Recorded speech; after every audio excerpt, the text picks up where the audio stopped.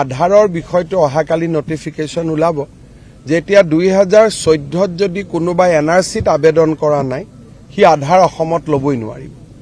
গতিকে আমি অলপ আধাৰ দিয়া প্ৰক্ৰিয়াটোকে আমি অলপ খুব টাইট কৰিব খুজিছোঁ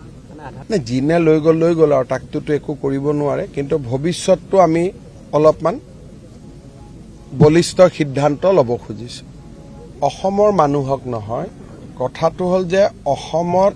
বহু মানুহে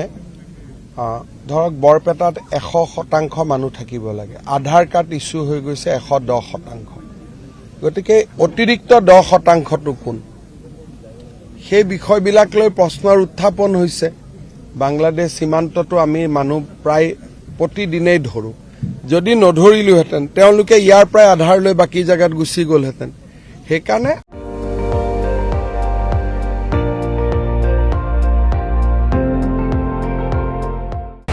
আপুনি চাই আছে ND24 সৰ্বশ্ৰেষ্ঠ নহয় সৰ্বোত্তমৰ দৌৰ